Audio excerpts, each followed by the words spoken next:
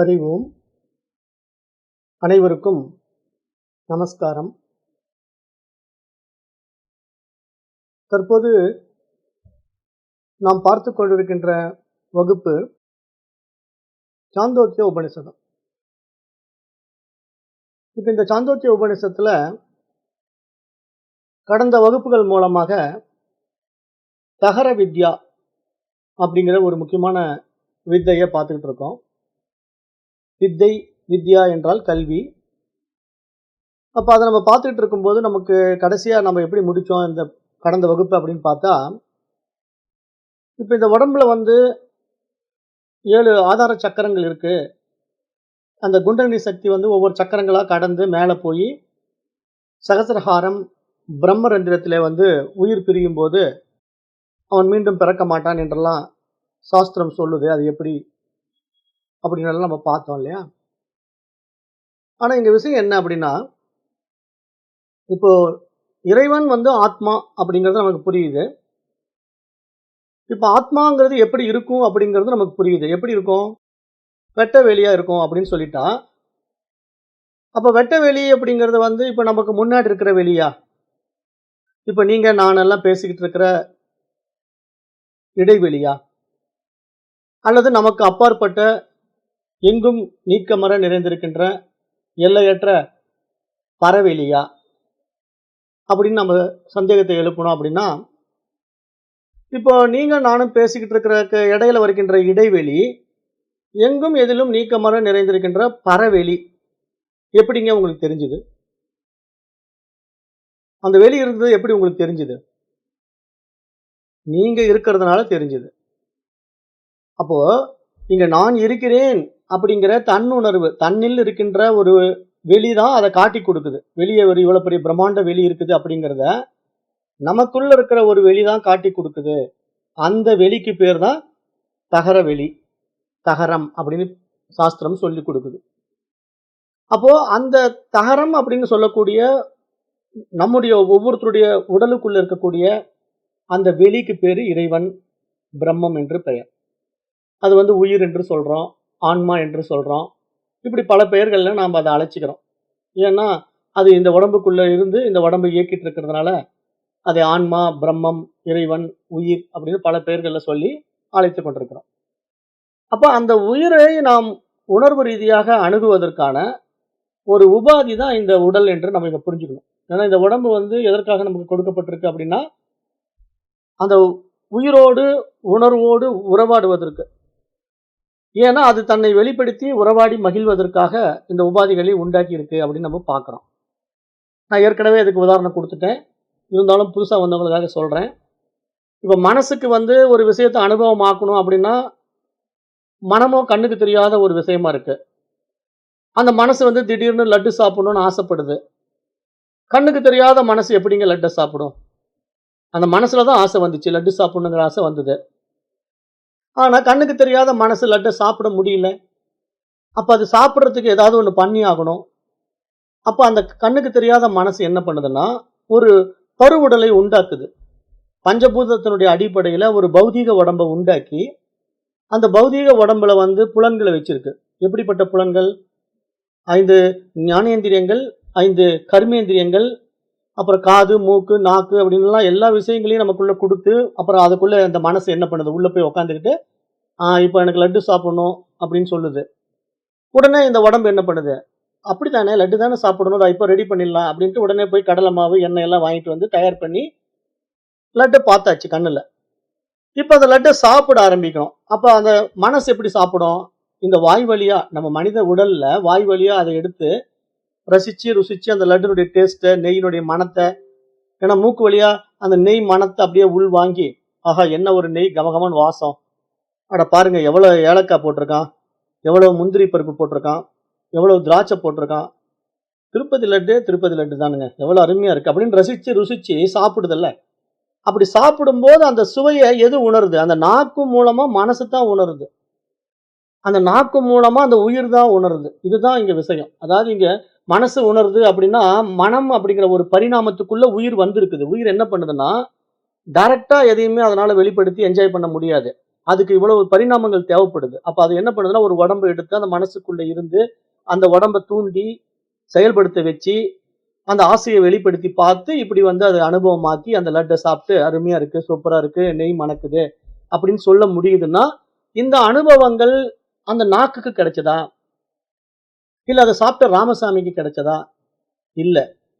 அது அந்த உயிருக்கு கிடைச்ச அனுபவம். அதுதான் தன்னை இப்படி அனுபவமாக்கி பார்க்க இவ்வளவு விஷயங்கள செஞ்சுகிட்டு இருக்குது. அப்ப இங்க உண்மையில அதுதான் இருக்குது. அந்த உணர்வு, அந்த உயிரு, அந்த இறைவன், அந்த பிரம்மம், அந்த ஆத்மா, நீங்க என்ன பேர் வேணா வச்சுக்கங்க. உங்களுக்கு பிடிச்ச பேர் வச்சுக்கலாம். சிவம் அப்படின்னு நீங்க என்ன பேர் வச்சாலும், அதுதான் இருக்கு. அது இப்படி என்ன பண்ணுதுன்னா, இவ்வளவு விஷயங்களுக்குள்ள வந்து ஊடுருவி, இவ்வளவு வைபவங்கள வெளிப்படுத்திக் கொண்டிருக்கிறத நம்ம பார்க்கிறோம். அப்ப இவ்வளவு வைபவங்கள் வெளிப்பட்டுக் கொண்டிருக்கிறதுல, எந்த ஜீவராசி இத உணர முடியும்? இப்படிப்பட்ட ஒரு வைபவத்த, மகிமைய அந்த இறை சக்தி வெளிப்படுத்திக் கொண்டிருக்குன்னா, அதுல ஒரே ஒரு ஜீவராசி மட்டும் தான் உணர முடியும். அதுதான் மனிதன். எப்படி மனிதனால மட்டும் இது உணர முடியும்னா, மனிதனிடத்தில் இருக்கின்ற அந்த பகுத்தறிவு பரிமாணத்த பயன்படுத்தி, இது நல்லது, இது கெட்டதுன்னு பிரிச்சு பார்த்து, இது நித்தியம், இது அநித்தியம் என்று அதை புரிந்து கொண்டு நித்தியத்தை நோக்கி பயணிக்கும்போது, நமக்கு இது எல்லாமே புரிய வந்துடுது. அப்போ இப்ப நாம இந்த மாரி ஒரு நிலையில அந்த உயிர் இருக்கு இல்லையா? அந்த உயிர் வந்து இந்த உடம்ப வச்சுக்கிட்டு இயங்கிட்டு இருக்கு. அப்ப அந்த உயிர் உடம்பு வச்சுக்கிட்டு இயங்கணும்னா, இந்த உடம்ப முழுக்க முழுக்க அந்த உயிர் தான் தன்னுடைய கட்டுப்பாட்டுல வச்சிருக்கு. ஆனா அந்த உயிரினுடைய இன்னொரு பரிணாமமாகிய மனசு என்ன பண்ணுதுன்னா, அந்த உயிரினத்திலிருந்து தன்னை பிரிச்சு தனித்துவப்படுத்திக்குது.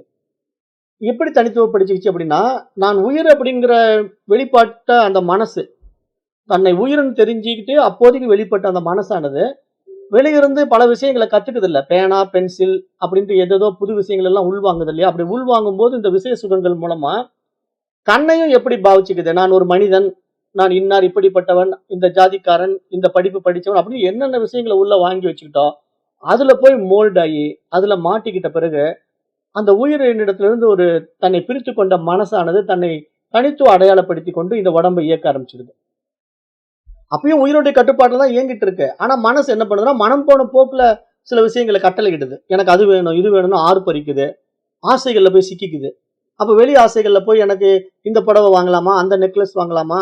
இல்ல அந்த ட்ரெஸ் எடுக்கலாமா? இல்ல அந்த சினிமாவுக்கு போலாமா? இப்படின்னு மனசு என்னென்ன விருப்பங்கள வெளிப்படுத்துதோ, அத பூரா தூண்டி, தூண்டி நம்மள என்ன பண்ணுது? செயல்பட வைக்குது. இந்த உடம்ப வச்சு செயல்பட வைக்குது. அப்ப இந்த செயலானது இப்படி புறவிருத்திகள்ல போய், போய், போய் மனிதன் என்ன பண்ணிட்டான்? வெளி விவகாரங்கள்லயே சிக்கிக்கிட்டானே தவிர, தன்னுடைய உண்மை நிலைய, நான் உயிரிடமிருந்து தான் வந்திருக்கிறேன். அந்த உயிரா தான் நானே இருக்கிறேன். இந்த உயிர் தான் இந்த உடம்ப எடுத்து இப்படி இயக்கிட்டு இருக்கு. அப்ப நான் என்னுடைய உண்மை தன்மை என்றென்றைக்கும் அழியாத உயிரு. ஆனா இந்த உடலோ அழியக்கூடியது. இந்த மனசோ தற்காலிகமா இந்த உடம்பு ஆப்பரேட் பண்ணிட்டு இருக்கு. அப்படிங்கிறதெல்லாம் புரியாதவன் என்ன பண்ணிட்டு இருப்பான்? மனம் போன போக்கிலேயே போயிட்டு இருப்பான். அவனுக்கு வந்து இந்த உலகம் வந்து சுவாரஸ்யமா இருக்கும். மனசு வந்து இன்னைக்கு சினிமாவுக்கு போலாங்க, சினிமாவுக்கு போவான். நாளைக்கு ஊருக்கு போலான்னா ஊருக்கு போவான். இப்படியெல்லாம் வெளி விருத்திகள்ல சிக்கிக்கிட்டு அப்படியே விவகாரத்துல ஈடுபட்டு அப்படியே காலத்த ஓட்டி கடைசியில போய் சேர்ந்துருவான். அப்ப அவன் சேரும்போது அவனுக்கு என்ன நடக்கும்னா, அந்த உடம்புல இருந்து உயிர் பிரியுது இல்லையா? அப்ப அந்த உடம்புல இருந்து உயிர் சொல்லும். "சரிடாப்பா, நான் உன் மூலமா என்னென்னமோ அனுபவிக்கணும்னு நெனச்சு தான் இந்த உடம்புக்குள்ள வந்தேன். ஆனா நீ என்னமோ உன் போக்குல என்னென்னமோ பண்ணி இந்த உடம்ப டேமேஜ் பண்ணிக்கிட்ட. சரி இனிமேல் எனக்கு இங்க இருக்கிறதுக்கு வேலை இல்ல. நான் கெளம்புறேன்" அப்படின்னு சொல்லிட்டு அந்த உயிரானது உடம்பு டேமேஜ் ஆன பிறகு வெளி கிளம்பும் இல்லையா? அப்படி பிராணன்னு பேரு. உயிருக்கு வந்து பிராணன்னு பேரு. அந்த பிராணன் வெளி கிளம்புகின்ற அவஸ்தை இருக்கு இல்லையா? அது பிராண அவஸ்தை அப்படின்னு சொல்லுது சாஸ்திரம். பிராண அவஸ்தை. பிராணன் வெளியேற அவ்வளவு ஒரு முயற்சி பண்ணும். ஆனா இந்த உடம்பும் மனசு விடாது. இரேன், இரேன். இன்னும் கொஞ்சம் அனுபவிக்கலாம்ன்னு இருக்கிறேன். இப்போ எனக்கு பல்லெல்லாம் விழுந்துருச்சு. ஆனாலும் நான் அந்த வெத்தல பாக்கு போடுறத என்னால விடவே முடியாது. நான் என்ன பண்றேன், அந்த இடிச்சு கிடிச்சு தட்டிக்கிட்டியாவது வாயில போட்டுக்கிறனே! அப்படின்னு சொல்லி கெஞ்சுது. இந்த உடம்பும் மனசும். அந்த அடிக்ஷன் அதாவது அந்த மனசு என்ன ஆகுதுன்னா, ஒரு விஷயத்துல போய் அடிக்ட் ஆயிடுச்சு. அடிக்ட் ஆயிட்டு வயசு என்னமோ 76, 80 ஆயிடுச்சு. பல்லெல்லாம் விழுந்துருச்சு. ஆனாலும் அந்த வெத்தல போடுறத விட மாட்டேங்குது அது. வெத்தல போடுறத விடாம அந்த இடிக்கிற உரல கொண்டு வாங்கங்குது. அப்புறம் அந்த இடிக்கிற உரல கொண்டு வந்து வச்சுக்கிட்டு, வெத்தலையும் பாக்க அதுக்குள்ள போட்டு இடி இடின்னு இடிச்சு, அது சின்னதா ரவுண்டு பண்ணி, அப்புறம் வாய்க்குள்ள போட்டுக்குது. ஏன்னா கடிக்கிறதுக்கு பல்லு இல்ல. ஆனாலும் வெத்தல போட்டாகணும். அப்ப இப்படிதான் போய் ஒரு அடிக்ஷன்ல மாட்டிக்கிட்டு, இந்த உடம்பானது சிக்கி சின்ன பின்னம் ஆயிட்டு, தன்னை டேமேஜ் பண்ணிக்கிட்டு, இதுக்கு மேல உயிருக்கு தங்குறதுக்கு இடம் இல்லங்கிற அளவுக்கு சொல்லிடுது. அப்போ ஒரு ஸ்டேஜ்க்கு உடம்பு என்ன பண்ணுதுன்னா, ரொம்பவே தளர்ந்து போயி, இனிமேல் நான் உபயோகப்பட மாட்டேங்கிற நிலை வரும்போது, உயிர் என்ன பண்ணுதுன்னா கிளம்பிடும். அப்படி உயிர் கிளம்பும்போது ஒரு கடின போராட்டமா இருக்கும். உயிர் வெளியேறும்போது பார்த்தீங்கன்னா, அவளை சீக்கிரம் உயிர் பிரியறதுக்கு மனசு விடவே விடாது. யாருக்காவது சாகணும்னு ஆசை இருக்குமா? இப்ப இங்க வாழுகின்ற மனிதன் யாராவது ஐயோ என் உடம்பு விட்டு உயிர் போகுதுங்களே, போட்டு போகுது அப்படின்னு சொல்லுவானா? ஐயோ போகக்கூடாதுங்க, ஏதாவது டாக்டர்கிட்ட சீக்கிரம் கூட்டு போங்க, என்னை எப்படியாவது காப்பாத்துங்க, இந்த டாக்டர் நல்ல டாக்டரா பாருங்க, அந்த ஸ்பெஷலிஸ்ட பாருங்க, இல்லைன்னா எனக்கு ஆஸ்பத்திரியே மாத்துங்க, இல்லைன்னா வைத்தியரையாவது மாத்தி செய்யுங்க அப்படின்னு கெஞ்சும். கடைசி காலத்துல அந்த உடம்பு வந்து எப்படியாவது தன்னை காப்பாத்திக்க முயற்சி பண்ணும். ஆனாலும் முடியாது. ஏன் அப்படின்னா டேமேஜ் ஆயிடுச்சு. உடம்பு வந்து டேமேஜ் ஆன பிறகு உயிர் தங்க வைக்க முடியாது. அப்ப தானாவே உயிர் வந்து வெளியேற வேண்டிய கட்டாயம் வந்து விட்டதுனால பல மனிதர்களும் இந்த இறப்பை கண்டு அஞ்சுகிறார்கள். இந்த பிராண அவஸ்தையை கண்டுதான் பயப்படுகிறார்கள் என்று சாஸ்திரம் இங்க சொல்லுது. அப்ப இங்க வந்து இந்த மாதிரி பிராண அவஸ்தைங்கிறது அந்த உயிர் வெளியேறுகின்ற ஒரு மிகப்பெரிய அவஸ்தை இல்லையா? இது எல்லோரும் வாழ்க்கையில நமக்கு வரலன்னா கூட மற்றவர்களுக்கு நடைமுறையில பார்க்கிறோம். இப்ப நமக்கு ஒரு நாள் இந்த மாதிரி தான் மரணம் வரப்போகுது. ஆனா நமக்கு இந்த மரணம் வருவதற்கு முன்னாடி மற்றவர்களுடைய மரணத்தை எல்லாம் காட்டி கொடுக்கும். பாரு நான் இப்படிதான் வெளியே போறேன், இப்படிதான் அவன் சாக போறான், இப்படிதான் உன் தாத்தா செத்தாரு, இப்படிதான் உங்க பாட்டன் செத்தாரு, முப்பாட்டன் இப்படிதான் செத்தாரு, சமீபத்துல நம்ம அப்பா செத்தாரு, இப்படிலாம் நம்ம ஒவ்வொருத்தரும் நம்முடைய இறப்புகளை பார்க்கிறோம். அப்ப இப்படிலாம் ஒவ்வொருத்தரையும் பார்க்கும்போது ஓ இவங்க எல்லாம் இவ்வளவு கஷ்டப்பட்டு உயிரை விட்டாங்களே, அப்ப நாமளும் ஒரு நாள் இப்படித்தானே விட போறோம். அப்ப இந்த உடம்பு எதுக்காக வந்தது, இங்க என்ன அனுபவிச்சோம், என்னத்தை கொண்டு போக போறோம் அப்படின்லாம் நம்ம யோசிக்கும் போதுதான் நமக்கு நிறைய விஷயங்கள் புரிய வரும். ஆனாலும் அது எப்ப யோசிக்கணும்? வயசாகி 85 வயசு 90 வயசுல யோசிச்சு என்ன பண்றது? சின்ன வயசுலயே யோசிச்சா தான் நமக்கு நம்ம வந்த நோக்கம் என்ன, நம்ம வாழ்வதனுடைய கருத்து என்னன்னு புரிஞ்சுக்கிட்டு, அப்ப நம்ம உடம்புல உயிருங்கிறது ஒண்ணு உறவாடிக்கிட்டு இருக்கு இல்லையா? அது என்ன பண்ணுதுன்னா 9 வாசல்கள் வழியா 9 நாடிகள் வழியா இயங்கிட்டு இருக்கு. ஒவ்வொரு நாடியும் 12 நாடிகளாக நிலை பெற்று அது 108 நாடிகளாக பிரிந்து இந்த உடம்பு முழுவதும் இயக்குகின்ற மகா சக்தியாக அந்த உயிர் சக்தி இந்த உடலிலே உறவாடி கொண்டு இந்த உடலை இயக்கிக் கொண்டிருக்கிறது. அப்ப அப்படிப்பட்ட ஒரு மகா சக்தியாக இருக்கின்ற உயிர் சக்தி வெறும் உயிரை மட்டும் வச்சுக்கிட்டு இருக்கானா? இல்ல. உயிருங்கிற பிராணனோட மனசையும் வச்சுக்கிட்டு இருக்கு, உடல்ல வந்து புலன்களையும் வச்சுக்கிட்டு இருக்கு. ஏன்னா அதுக்கு இந்த உடலும் தேவைப்படுது, புலன்களும் தேவைப்படுது, மனசும் தேவைப்படுது, உயிரும் தேவைப்படுதுட்டு எல்லாத்தையும் வச்சுக்கிட்டு அது இப்படியே இயங்கிட்டு இருக்கு. அப்ப அந்த இயக்கத்துல இந்த உடம்பானது இப்படி இயங்கிட்டு இருக்கும்போது இந்த மனசை வந்து யார் ஒருத்தன் அப்டேட் பண்றானோ, இந்த மாதிரி பாடத்திட்டங்களுக்கு வராங்க இல்லையா? இப்ப மற்றவர்கள்லாம் அப்டேட் பண்ண மாட்டாங்க. மற்றவங்கலாம் அதை எப்படியோ அது இந்த உடம்பு நான் தானே, ராமசாமி தானே நானு அப்படின்னு சொல்லி ஆடாத ஆட்டமெல்லாம் ஆடி அந்த உடம்ப விட்டுட்டு போயிடுவான். ஆனா கொஞ்சம் இந்த மாதிரி பாடங்கள் எல்லாம் உள்ள வந்து படிக்கிறவங்க வந்து கொஞ்சம் யோசிப்பாங்க. அது இப்ப நான் இந்த உடம்பு இல்லைங்கிறாங்க, நான் வந்து இந்த மனசு இல்லைங்கிறாங்க, அப்ப நான் ஆத்மாங்கிறாங்களே, அப்ப ஆத்மா தான் எப்பயுமே இருக்குமா? அப்ப நான் சாகாதவனா? அப்ப அந்த ஆத்மா தான் நானா? அப்படின்ற சிலருக்கு வந்து ஒரு அரசல் புரசலா விஷயத்தை கேள்விப்பட்டு அப்ப நான் ஆத்மா தான் நானு அப்படிங்கும்போது நான் எப்படியாவது என்னை காப்பாத்திக்கணும், இந்த உடம்பு தக்க வச்சுக்கிட்டு ஏதாவது வழி இருக்கா அப்படின்னு எல்லாம் ஏதோ பயிற்சிகள், பிராணாயாமம், வாசி யோகம் அது இதுன்னு எல்லாம் பண்ணி பார்ப்பாங்க. எந்த பயிற்சி பண்ணாலும் நீங்க உடம்ப காப்பாத்திக்க முடியாது. ஏன்னா உடம்பு வந்து பஞ்சபூத நியதிக்குள்ள வர்றதுனால, பஞ்சபூதங்களுக்குள்ள வந்துட்டதுனால அது ஒரு ஸ்டேஜுக்கு மேல முதுமையை தானா அடையும். முதுமையிலிருந்து நீங்க தப்பிக்க முடியாம அந்த உடலானது தளர்ச்சி அடைஞ்சு ஆட்டோமேட்டிக்கா உயிரானது 9 நாடிகள்ல ஏதேனும் ஒரு நாடிகள் வழியாக வெளியேறும். அப்ப 9 நாடிகள் வழியா வெளியேறும் போது சிலருக்கு வந்து ஆசன வாயில் வழியா வெளியேறும். சில வயசானவங்க செத்து போன பிறகு பாத்தீங்கன்னா அவங்க பாடியை தூக்கும் போது பின்னாடி ஆய் போயிருப்பாங்க. அப்புறம் சிலர் பாத்தீங்கன்னா யூரின், அதாவது உயிர் நாடி வழியா வெளியேறும். அங்க பார்த்தா யூரின் போயிருப்பாங்க. சிலர் பாத்தீங்கன்னா வாய் வழியா வெளியேறி இருக்கும். அவங்கள பாத்தீங்கன்னா வாயை திறந்துக்கிட்டு ஆன்னு செத்து இருப்பாங்க. இன்னொருத்தருக்கு மூக்கு வழியாவே போகும். இன்னொருத்தருக்கு கண்ணு வழியா போகும். கண்ணு விரைச்சுக்கிட்டு நிற்கும். கண்ணு வழியா போயிடும். அப்ப இப்படிதான் அந்த உயிரானது உடம்பை விட்டு வெளியேறும் போது இந்த 9 வாசல்கள்ல ஏதேனும் ஒரு வாசல்ல வெளியேறிவிடும். அப்ப இந்த மாதிரி வெளியேறுகின்ற உயிரை வந்து எந்த வாசல் வழியா வெளியேற்றினா நல்லது அப்படின்னு யார் நினைக்கிறா? சராசரி மனிதன் எவனும் நினைக்க மாட்டான். ஆனா ஒரு யோகி நினைப்பான். அந்த யோகிக்கு என்ன தெரியும்னா, அவன் சரியை கிரியை கடந்து யோகத்துக்குள்ள வந்து இந்த பாடத்திட்டங்கள் எல்லாம் படிச்சு பார்ப்பான். படிச்சு பார்த்த உடனே ஓ இங்க 108 நாடிகள் இருக்கு. இந்த 108 நாடிகள்ல உயிர் வந்து இப்படி உறவாடிக்கிட்டு இருக்கு. அது 12 நாடி சக்திகளா பிரிஞ்சு இப்படி எல்லா திசைகளிலும் 9 வாசல்கள் வழியா போய் வந்துட்டு இருக்கு. அப்ப இது பாத்தீங்கன்னா அருமையா இருக்கு. ஒரு காற்றடைத்த பலூனுக்குள்ள கூட பாத்தீங்கன்னா ஏதேனும் ஒரு ஓட்டை விழுந்தா அந்த பலூனுக்குள்ள இருந்து காத்து வெளியேறிடும். ஆனா இந்த உடம்புக்குள்ள பாத்தீங்கன்னா 9 ஓட்டை இருக்கு. ஆனாலும் காத்து வெளியே போக மாட்டேங்குது. அழகா உள்ளயும் வெளியும் போயிட்டு போயிட்டு வந்துகிட்டு இருக்கு பாருங்களேன். அதான் ஒரு பியூட்டி. அதாவது ஒரு பலூனுக்குள்ள இருக்கிற காத்தை வெளியேற்றணும்னா ஒரு ஊசியில வந்து ஒரு குத்து குத்துனீங்கன்னா அவ்வளவுதான், புஷ்ஷுன்ட்டு அந்த காத்து வெளியே போய் பலூன் அப்படியே ஒண்ணும் இல்லாம சப்பளிச்சு போயிடும்.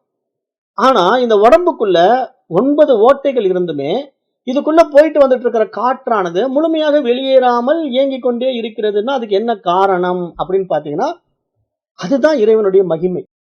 இங்க மகிமை மகிமைன்று சனகாதி முனிவர்கள் ஒருவராக இருக்கின்ற சனத்குமார மகரிஷி வந்து இறைவனை மகிமையில் பார்க்கலாம்னு சொல்லிட்டாரு. இறைவனை எதுல பார்க்கலாம்? அவனுடைய மகிமையில பார்க்கலாம். அப்ப அவனுடைய மகிமை என்னன்னா, அந்த உயிரானது இந்த உடம்புக்குள்ள இயங்கிட்டு இருக்கும்போது வெளியேறாம இயங்கிட்டு இருக்கு பாருங்க. உடம்பு அழகா உள்ள போகுது வருது. மூச்சு வந்து உள்ள சோஹம் சோஹம் அப்படின்னு உள்ள போயிட்டு போயிட்டு வந்துட்டு இருக்கு. அப்ப அந்த உள்ள சோன்னு போகுது, ஹம்முன்னு வருது, சோன்னு போகுது, ஹம்முன்னு வருதுன்னா இப்படி அழகா வெளியேறி உள்ளே போயிட்டு வந்துட்டு இருக்கிற இந்த மூச்சு காற்றானது எந்த ஓட்ட வழியாவும் வெளியேறாம போயிட்டு போயிட்டு அழகா வந்துகிட்டு இருக்குங்க போது அந்த உயிரானது அந்த உடம்புக்குள்ள இயங்கிட்டு இருக்குங்கிறது நமக்கு நல்லா தெரியுது இல்லையா? அப்ப அப்படிப்பட்ட அந்த உயிரை வெளியேற்றுவதற்கு 10வது நாடியாக இருக்கின்ற சுசும்னா நாடி அப்படிங்கிற ஒரு பிரம்மரந்திரத்தின் வழியாக யார் ஒருவன் உயிரை வெளியேற்றுகின்றானோ அவன் மீண்டும் பிறக்க மாட்டான் அப்படின்னு சாஸ்திரம் சொல்லுது. இப்ப உடனே இதை கேள்விப்பட்ட உடனே நிறைய பேர், ஓ இந்த இடம் தான் வந்து உயிர் வெளியேறணுமா, சரி அப்ப 10வது வாசல் எங்க இருக்கு? நம்ம தலையில உச்சந்தலையில இருக்கு. அந்த உச்சந்தலை எங்க இருக்குது? மண்டை மேல உச்சி குழி. அப்ப அந்த இடத்துல நம்ம ஒரு ஓட்டையை போட்டு வெளியேற்றிட்டா என்ன? ஒரு ஆணியை சுத்தி எடுத்துட்டு வாங்கடாப்பா, இந்த தாத்தா இப்போதைக்கு சாகிற மாதிரி தெரியல, மண்டையில ஒரு ஓட்டையை போட்டு 10வது நாடி வழியா உயிரை வெளியேற்றிடலாம் அப்படின்னு வெளியேற்றினாங்கன்னா வெளியேறுமான்னா அப்படியெல்லாம் வெளியேறாது. ஏன்னா இப்போ இந்த மண்டை ஓடானது கடினமான ஓடு. இந்த கடினமான ஓடுக்குள்ள நீங்க எப்படி அந்த 10வது ஓட்டை வழியா உயிரை வெளியெடுக்க முடியும்? இது புரியாம நிறைய மூடர்கள் என்ன பண்றாங்கன்னா மூச்சு பயிற்சி பண்ணிட்டு இருக்கிறான். அதாவது சுவாச பயிற்சியில வந்து வாசி பண்றேன்னு சொல்லிட்டு அந்த வாசி வந்து புசு புசுன்ட்டு உள்ளேயே போட்டு கதி ஓட்டுறேன்னு சொல்லிட்டு அந்த குடலுக்கும் அந்த மேல தொண்டை குழிக்கும் ஓட்டுவான். அது உள்ளேயே ஓட்டுவாங்க. அதாவது மூச்சை வெளியே விடாம அது உள்ளேயே இயக்குற கதி ஓட்டுதல்னு பேரு. அது வந்து வாசி யோக பயிற்சி முறைகள்ல சொல்லப்பட்டிருக்கு. அந்த பயிற்சி பண்றதுனால என்ன ஆகும்னா மண்டையெல்லாம் சூடேறும், அவனுடைய உடம்பெல்லாம் பயங்கரமா சூடாகும். அப்படி சூடானவனே இந்த வாசி பயிற்சி பண்றவங்க எல்லாம் என்ன ஆயிடுவாங்கன்னா நல்லா பசியோட இருப்பாங்க. அந்த பயிற்சி பண்ணி முடிச்சுட்டு எழுந்த பிறகு பாத்தீங்கன்னா அப்படியே சரியான பசி. ஏன்னா உடம்ப சூடு ஏத்திடுவாங்க. அப்போ அக்னி வந்து அப்படியே சுடர் விட்டு எரியும் போது அதுக்கு சாப்பாடு கொடுக்கணும் இல்லையா? உடனே எங்கேயாவது சாப்பாடு கிடைக்குமான்னு பார்ப்பாங்க. அவங்க எப்பயுமே இந்த மாதிரி வேலை செய்யறவங்க எல்லாம் ஒரு ஆசிரமத்துல எங்கேயாவது மட்டத்துல இருப்பாங்க. நல்லா சாப்பிடுவாங்க. அப்ப நல்லா சாப்பிட்டு சாப்பிட்டு சாப்பிட்டு பாத்தீங்கன்னா இந்த வாசி யோக பயிற்சி பண்றவங்க எல்லாம் பாத்தீங்கன்னா பெரிய பெரிய தொந்தி வச்சிருப்பாங்க. பயங்கரமான தொந்தி எல்லாம் வந்துடும். ஏன் அந்த தொந்தி எல்லாம் வருதுன்னா இந்த மூச்சு பயிற்சியை பண்ணி பண்ணி பிராணனை விரயம் பண்ணி பண்ணி மீண்டும் மீண்டும் அந்த சாப்பாடை எடுத்து எடுத்து உடம்ப வந்து அப்படியே ஜெய்ஜாண்டிக்கா பண்ணிக்குவாங்க. உடம்பு நல்லா பெருசா இருக்கும், வயிறு பெரிய தொந்தியா இருக்கும், நல்லா ஆஜானுபாகுவா இருப்பார். ஆளெல்லாம் பாக்குறதுக்கு அப்படியே பயங்கரமான ஸ்ட்ரென்த்தா இருப்பாரு. ஆனாலும் அவரால் உடம்ப காப்பாத்திக்க முடியாது. ஏன்னா அப்படி ஜெய்ஜாண்டிக்கா இருக்கிற உடம்ப வச்சுக்கிட்டு வாசி யோக பயிற்சி பண்ணி ஒண்ணு வேணா பண்ணலாம். என்ன பண்ணலாம் தெரியுமா? அந்த ஆசிரமத்துல இந்த உடம்ப சமாதி பண்றதுக்கு ஒரு இடம் கொடுங்கன்னு கேட்டு வாங்கிக்கலாம். கடைசியா என்ன பண்ணலாம்னா எனக்கு ஒரு இடம் வேணா கொடுங்க, நான் இந்த ஆசிரமத்துல வந்து சமாதி ஆயிக்கிறேன், வர்றவங்க எல்லாம் கும்பிட்டு போட்டேன்னு, ஏன்னா நான் ஒரு பெரிய சித்தன் அல்லவா, அதனால எனக்கு இந்த இடத்துல ஒரு ஏற்பாடு பண்ணி கொடுத்துருங்கன்னு சொல்லிட்டு அந்த இடத்துல ஒரு அமௌண்ட்டை கட்டி நாமளும் ஒரு மெம்பர்ஷிப் வாங்கிக்கிட்டு அந்த ஆசிரமத்துல நமக்கு ஒரு இடத்த அலாட் பண்ணிக்கலாம். அப்புறம் நல்லா தின்னு தின்னு ஒரு நாள் உடம்பு உயிர் விட்ட உடனே அவங்களே கொண்டு போய் அப்படியே உட்கார வச்சு விபூதி போட்டு வில்வ இலையை போட்டு சமாதி பண்ணிடுவாங்க. அப்புறம் அவர் ஒரு சித்தர்னு முன்னாடி போர்டு மாட்டிடுவாங்க. அப்புறம் ஜனங்கள்லாம் போய் கும்பிட்டுட்டு இருப்பாங்க. ஆனா இதனால ஏதாவது பலன் இருக்கான்னா ஒரு பலனும் கிடையாது. ஏன்னா நான் இதெல்லாம் உங்களுக்கு புரிதலுக்காக சொல்றேன். அதாவது எதுக்காக இந்த புரிதலை சொல்றேன் அப்படின்னா, இப்ப உயிரோடு இருக்கின்ற பொழுதே இந்த உடம்பை வச்சுக்கிட்டு ஒன்னும் சாதிக்க முடியாத அவர் வந்து அந்த சமாதிக்குள்ள போய் உட்காந்துட்டு என்ன சாதிக்க போறாரு அந்த சித்தரு? அந்த சமாதிக்குள்ள ஒரு ஜீவன் முக்தர் ஆயிட்டாரு, ஜீவனோடு இருக்காரு அப்படின்னு சொல்லுவாங்க. அப்ப அவர் ஜீவன் வந்து போறதே கிடையாது அப்படிங்கிறாங்க. சரி ஜீவன் போகாம அவர் அப்படியே உடம்பு சூடாவே இருக்குன்னு ஒருத்தர் சொல்லுவான். இந்த மாதிரி அவர் சாகவே கிடையாதுங்க. அவர் வந்து இந்த பயிற்சி பண்ணதுனால பாருங்க உடம்பு அப்படியே கற்பத்தேகமா மாறி போச்சு.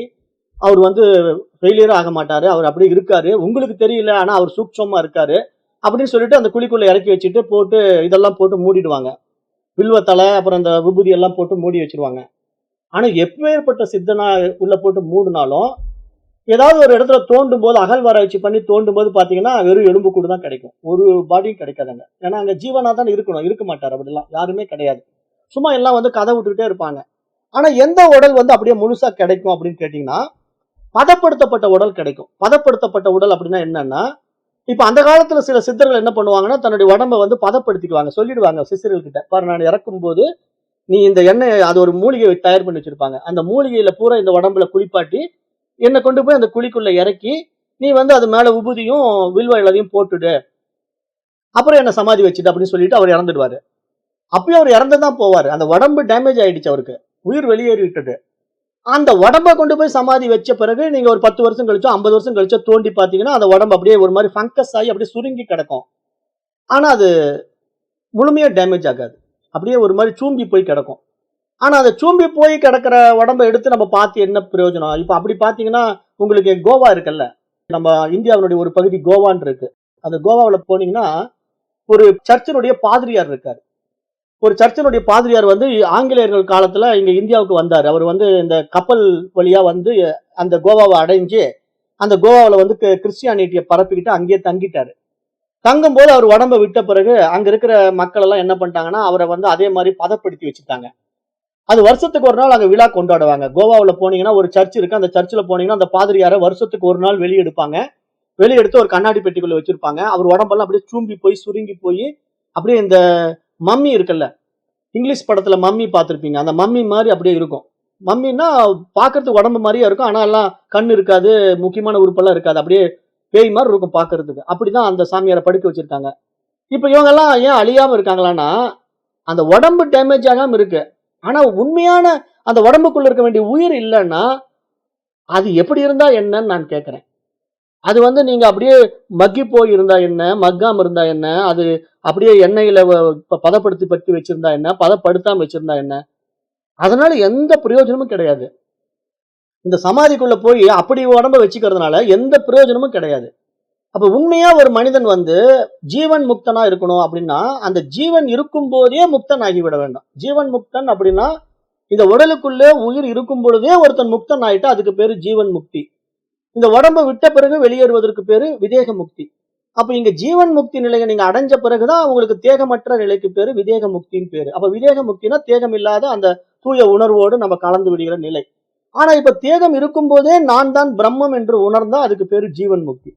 அப்ப இதுதான் உண்மையான ஜீவன் முக்தியை தவிர, உடம்பு இறந்து போன பிறகு அந்த ஜீவன் இருக்குது. அதை உள்ள கொண்டு போய் புதைச்சு வச்சிருக்கோம். அது உள்ள ஒரு சித்தர் இருக்காரு. அப்படி இப்படின்னு சொல்லிட்டு இருக்கிறதெல்லாம் வந்து தன்னைத்தானே ஏமாத்திக்கிற சில வித்தைகள்னு புரிஞ்சுக்குங்க. அப்ப ஏன் இதை இங்க சொல்றேன்னா, உங்களுக்கு ஒரு புரிதலுக்காக, ஒரு அவேர்னஸ்க்காக சொல்லிட்டு, இப்ப இங்க வந்து ரிஷிகள் என்ன சொல்றாங்கன்னா, இப்ப உண்மையா வந்து ஜீவன் முக்தி நிலையை நீங்க அடையணும்னு வச்சுக்கோங்களேன். இப்ப நீங்க வாழும்போதே எனக்கு ஜீவன் முக்தினா எப்படிங்க அடையிறது அப்படின்னு கேட்டீங்கன்னா, இப்ப நீங்க வாழும்போதே ஜீவன் முக்தி அடையறதுக்கு உங்களுக்கு ஞானம் கை கொடுக்கும். இந்த அத்தியாத்ம ஞானம் கை கொடுக்கும்.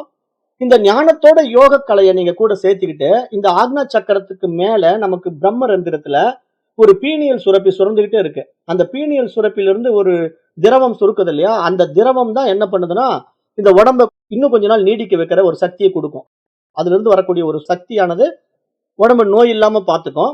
ஒரு புத்திசாலித்தனத்தை மூளைக்கு கொடுக்கும். மூளை வந்து டக்குன்னு கேப்சர் பண்றது, அண்டர்ஸ்டாண்ட் பண்ணிக்கிறது, சீக்கிரம் பிடிச்சுக்கிறது. அதாவது இப்போ நம்ம மனிதனா பிறந்திருக்கிற எல்லாருக்கும் ஒரே மாதிரிதான் மூளை இருக்கு. ஆனா உங்களுக்கு ஒரு மாதிரி சீக்கிரம் பிடிச்சுக்கிறீங்க, இன்னொருத்தருக்கு அதை பிடிச்சிக்க முடியல. அதுக்கு என்ன காரணம்? மூளையில ஏதாவது வெயிட் வித்தியாசம் இருக்கா? இப்போ ஒரு 50 மாணவர்கள் ஒரு வகுப்பறையில படிக்கிறாங்க அப்படின்னா, லாஸ்ட் பெஞ்சில் இருக்கிறவனுக்கு என்ன சொன்னாலும் புரிய மாட்டேங்குது. முதல் பெஞ்சில் இருக்கிறவனுக்கு எதை சொன்னாலும் டக்குன்னு பிடிச்சுக்கிறான். இப்ப 2 பேருடைய பிரெயினை எடுத்துக்கொண்டு போய் நீங்க வெயிட் போட்டு பாருங்க, ஒரே மாதிரி வெயிட் இருக்கும். சரி, 2 பேருடைய பிரெயினை கொண்டு போய் சயின்ஸ் லேப்ல கொடுத்து அதுல ஏதாவது ஸ்ட்ரக்சர் மாறி இருக்கான்னு ஆராய்ச்சி பாருங்க, ஒரு மாற்றம் இருக்காது. ஆனா எப்படிங்க இவனுடைய புரிதல் அப்படி இருக்கு, அவனுடைய புரிதல் இப்படி இருக்கு அப்படின்னா, இங்க இந்த 2க்குள்ள வித்தியாசம் என்ன தெரியுமா? மனதை வந்து இவன் என்ன மாதிரி விஷயங்களை உள்வாங்கியிருக்கான், அவன் என்ன மாதிரி விஷயங்களை உள்வாங்கல அப்படிங்கறதுலதான் இங்க விஷயமே இருக்கு. அது எப்படி புரிஞ்சுக்கலாம் அப்படின்னா, இப்ப அந்த முதல் பெஞ்சில் இருக்கிற மாணவன் வந்து வாதியார் சொல்றத கவனிக்கிறான். மனசை ஒருநிலைப்படுத்தி வாத்தியார் என்ன கிளாஸ் எடுக்கிறாருன்னு அப்படியே கிளாஸையே பார்த்துட்டு இருக்கான். அந்த போர்டையே பார்த்துட்டு இருக்கான். அப்ப டீச்சர் ஒவ்வொரு ஃபார்முலாவும் போடும்போது கவனிச்சுக்கிட்டே இருக்கிறான். ஓ, இந்த இதை இப்படி போட்டாரு, இந்த இதை அப்படி போட்டாரு, இப்படி போட்டா ஆன்சர் வருது. அப்ப இப்படிதான் நமக்கு சொல்லி கொடுக்குறாருன்ட்டு அவன் அப்படியே அவன் ஆழ்ந்து கவனிச்சு அதை பிடிச்சிக்கிறான். இவன் என்ன பண்ணுவான்? அந்த லாஸ்ட் பெஞ்சில் இருக்கிறவன் பக்கத்து பையன்கிட்ட பேசிக்கிட்டு, அப்புறம் பாரு இந்த புக்குள்ள நான் கதை புக் வச்சிருக்கேன் பாருன்ட்டு அந்த கதை புக் எடுத்து காட்டிட்டு இருப்பான். அவன் பக்கத்துல எட்டி பார்த்துட்டு அது என்னடா கதை அப்படின்பா. அது அருமையான கதை புக்கு, நான் அப்புறம் தரேன் உனக்கு அப்படின்ட்டு அவன் அப்படி அவங்ககிட்ட பேசிட்டு இருப்பான். அப்ப இங்க என்ன நடந்ததுன்னா கவனச்சிதறல். 50 பேருக்கு வாதியார் ஒரே மாதிரி தான் பாடம் எடுத்தாரு. ஆனா ஒருத்த மட்டும் பாடத்தையே கவனிச்சுட்டு இருந்தான். மற்றவெல்லாம் வந்து பாடத்தை கவனிக்காம வேற வேற யோசனையில் இருந்தான். வீட்டுல அம்மா இன்னைக்கு போனா மத்தியானம் என்ன செஞ்சிருப்பாங்க, நான் சாயந்தரம் வந்து அங்க போலான் இருந்தேன், இன்னைக்கு சாயந்தரம் இந்த விளையாட்டு விளையாடலான் இருக்கேன், இப்படி ஏனேனோ கற்பனைகள் மனதில் உருவாக்குன ஒருத்தன் எப்படி பாடத்தை கவனிப்பான்? அப்போ அவன் அந்த பாடத்திட்டத்துல எப்படி ரேங்க் வாங்க முடியாம போகுது. ஆனா நல்லா படிச்ச பையன் எப்படி ஃபர்ஸ்ட் ரேங்க் வாங்குறான்? அப்ப 2க்குள்ள வித்தியாசம் என்ன? இதையெல்லாம் நீங்க புரிந்துக்கிட்டா, இங்க ஆன்மீகமும் அப்படித்தான் சொல்றேன். நான் கம்பேரிசன் கொடுக்குறேன். எப்படி கம்பேரிசன் கொடுக்குறேன் அப்படின்னா, இப்ப நீங்க ஆன்மீக பாதையில வரும்போது, இந்த பிறவியினுடைய நோக்கம் என்ன? இறைவன் என்பவன் யார்? நான் எதற்காக வந்திருக்கிறேன்? அந்த வாழ்க்கையினுடைய நோக்கம் என்ன? அப்படின்னு நீங்க ஒவ்வொன்றையும் ஆராய்ந்து பார்க்கும்போது, இங்க நான் யார்? இந்த உலகம் எப்படி உண்மையில் இருக்கிறது? என்னையும் இந்த உலகத்தையும் உண்டாக்கிய இறைவன் யார்? அப்படின்னு ஒரு கேள்வி எழுந்துருச்சுதுன்னா, அதுக்கு சித்தர்கள் வழிகாட்டுறாங்க. எப்படி வழிகாட்டுறாங்கன்னா, பாருப்பா இந்த உடம்பு வந்து ரொம்ப அரிதான உடம்பு. கிடைத்தற்கரித ஒரு அருமையான உடம்பு உனக்கு கிடைச்சிருக்கு. இதுக்கு பேர் வந்து மனித உடம்பு. இந்த உடம்புல தான் பாத்தீங்கன்னா மேல வந்து ஒரு பீனியல் சுரப்பி இருக்குப்பா. இந்த பீனியல் சுரப்பியை தூண்டிட்டீன்னா உனக்கு அதுல இருந்து ஒரு திரவம் சுரக்கும். அந்த திரவம் வந்து டோப்பமைன்னு பேரு. அந்த டோப்பமைன் உன்னுடைய ரத்தத்துல கலந்ததுன்னா உன்னுடைய ரத்தத்துல அதிகமான ஆரோக்கியம் உண்டாகும். அப்ப அந்த ஆரோக்கியம் உன்னுடைய நோய் எதிர்ப்பு சக்தி அதிகப்படுத்தி உனக்கு பெரும்பாலான நோய்கள் வராம தடுக்கும். மேலும் உன்னுடைய புத்தி சக்தி விரிவடைவதற்கான மன தூண்டுதலை அதிகப்படுத்தி ஒரு விஷயத்தை டக்குன்னு உன்னால பிடிச்சிக்க முடியும். உனக்கு மன ஒருநிலைப்பாடு வரும். ஆகவே நீ அந்த பயிற்சிகளை எப்படி அந்த திரவத்தை வெளிக்கொண்டு வருவது, அந்த ஆக்னா சக்கரத்தை எப்படி தூண்டுறது அப்படிங்கிறதுக்கான பயிற்சி முறைகள் இருக்கு அப்படின்னு சொல்லி இந்த குண்டலினி பயிற்சி முறைகள் எல்லாம் சொல்லி கொடுப்பாங்க.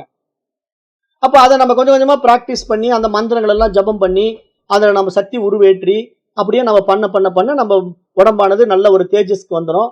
அப்புறம் நமக்கு புத்தி சக்தி விசாலமாகும். அப்புறம் நமக்கு அந்த கிளாண்ட் வந்து ஆக்டிவேட் ஆகும்.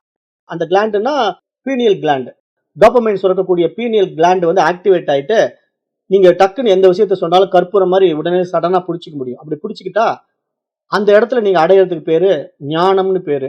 அப்ப அந்த ஞான நிலையில நீங்க எப்படி இருப்பீங்கன்னா, உங்களுக்கு இந்த லெஃப்ட் ரைட்ல சுவாசம் ஓடாது. நீங்க ஒரு ஞானியா ஒரு நல்ல ஒரு தெளிவுல வந்த பிறகு உங்களுக்கு ஆட்டோமேட்டிக்கா மனசு என்ன பண்ணணும், அப்படியே அமைதி தன்மைக்கு போயிடும். உங்களுக்கு எல்லாம் புரிய வரும். உலகம் எப்படிப்பட்டிருக்குது, நான் எப்படி இருக்கிறேன், இறைவன் யார் அப்படின்னு எல்லாம் புரிய வந்த பிறகு உங்களுடைய சுவாசம் எப்படி இருக்கும்னா, சுசும்னா நாடி ஓடக்கூடிய சென்டர்ல, அதாவது இடது பக்கமும் ஓடாது, வலது பக்கம் ஓடாது. காமனா 2 பக்கம் மொல்லமா போயிட்டு வரும். அப்படி போற மூச்சானது பாத்தீங்கன்னா 1 இன்ச்சை தாண்டாது. உங்க மூக்குல இருந்து வெளியே வர்றது பாத்தீங்கன்னா 4 இன்ச் தூரத்துல போகிறது, 12 இன்ச் தூரத்துல போறதெல்லாம் நிறைய பேருக்கு மூச்சு இருக்கும். இப்ப ஒருத்தர் வேகமா ஓடிட்டு போய் நின்று அப்பாடா அப்படின்னு புசு புசுன்னு மூச்சு எடுத்தானா அவன் முன்னாடி போய் நீங்க கையை வச்சீங்கன்னா 1 அடி தூரத்துல மூச்சு காற்று வந்து அடிக்கும் அவன் கையில.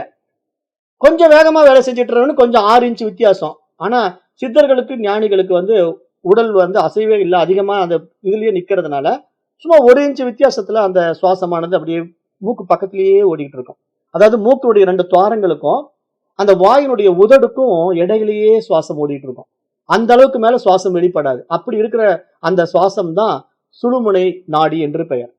அதாவது சுழுமுனை அப்படின்னா இந்த இடகலை பிங்கலை அப்படின்ற 2 நாடிகளுக்கும் சமமா ஓடுகின்ற ஒரு நாடிக்கு வந்து சுழுமுனை நாடி அப்படின்னு சாஸ்திரம் சொல்லுது. அப்ப அந்த சுழுமுனை நாடி தான் சுசும்னா நாடி என்று பேசப்படுது. அப்ப அந்த சுசும்னா நாடி அந்த மாதிரி ஆக்டிவேட் ஆனவனுக்கு ஞானம் இது ஓப்பன் ஆயிடும். அதாவது ஞானம் இது ஓப்பன் ஆயிடும்னா என்ன, அந்த கிளாண்ட் ஆக்டிவேட் ஆகி அவன் எல்லாமே டக்குன்னு கேப்சர் பண்ணிக்குவான், கற்பூரம் மாதிரி புரிஞ்சுக்குவான். அந்த நிலைக்கு நம்ம போறதுதான் நம்மை நாம் உணர்கின்ற நிலை என்று சாஸ்திரம் சொல்லுது. அப்ப எப்படிங்க அது நடந்தது, ஏன் அந்த இடத்துல போனா நடக்குது அப்படின்னு கேட்டீங்கன்னா, இப்ப இவ்வளவு நேரம் நான் பேசிக்கிட்டு இருந்தேன்ல, இதெல்லாம் எதுக்கு பேசினேன் அப்படின்னா, அந்த தகரம் அப்படின்னு சொல்லக்கூடிய ஆன்மா இருக்கிற இடம் அங்க, அதுக்காக பேசிக்கிட்டு இருக்கேன்.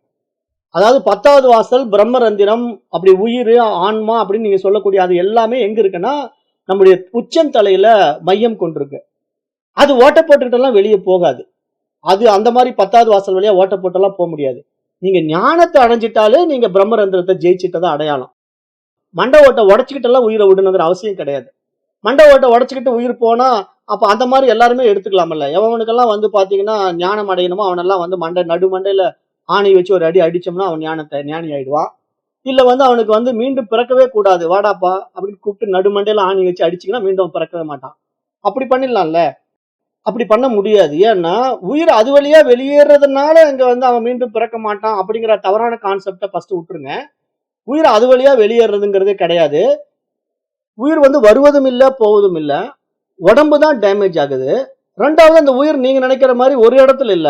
அது இந்த உடம்பு முழுவதும் 108 நாடிகள் வழியா ஊடுருவி இருக்குது. அப்படி இருக்கிற அந்த உயிர் வந்து அங்க மையம் கொண்டிருக்குது. அவ்வளவுதான் விஷயம். மையம் கொண்டிருக்கிறதுனால அந்த மையத்தை பிடிச்சிட்டீங்கன்னா நீங்க ஞானி ஆன பிறகு உங்களுக்கு அந்த ஞானத்தினால விழிப்புணர்வு வந்த பிறகு உங்களுக்கு இனிமேல் உடல் தேவைப்படாது. ஏன்னா நீங்க யாருன்னு உங்களுக்கு தெரிஞ்சுக்கிட்டீங்க, இறைவன் யாருன்னு புரிஞ்சுக்கிட்டீங்க, இந்த உலகம் எப்படிப்பட்டதுங்கிற ஞானமும் வந்துருச்சு. அவ்வளவுதானே. அதுக்கப்புறம் உங்களுக்கு இங்க அடையறதுக்கு என்ன இருக்கு, ஒண்ணுமே இல்லை. அப்ப அந்த ஞானிகளுக்கு பிறப்பு கிடையாது. ஏன்னா அவங்க வந்து மீண்டும் பிறக்க மாட்டாங்க. அதைத்தான் இங்க பிரம்மரந்திரம் அப்படிங்கிற பேசும்போது இங்க சாஸ்திரம் என்ன சொல்லுதுன்னா, இந்த தெய்வ நகரத்தில் சிறிய தாமரை போன்ற ஒரு மாளிகை ஒன்று உள்ளது. அதனுள் சிறிய அகவெளி உள்ளது. அதனுள் எதை தேட வேண்டும், எதை அறிவதற்கு விரும்ப வேண்டும் என்று கேட்டால் அதற்கு ஆச்சாரியர் கீழ்வருமாறு பதிலளிக்கின்றார். அதை நம்ம அடுத்த வகுப்புல பார்க்கலாம். நேரம் கருதி இன்றைய வகுப்பை நிறைவு செய்கின்றேன். நன்றி. ஓம் தத் சத்.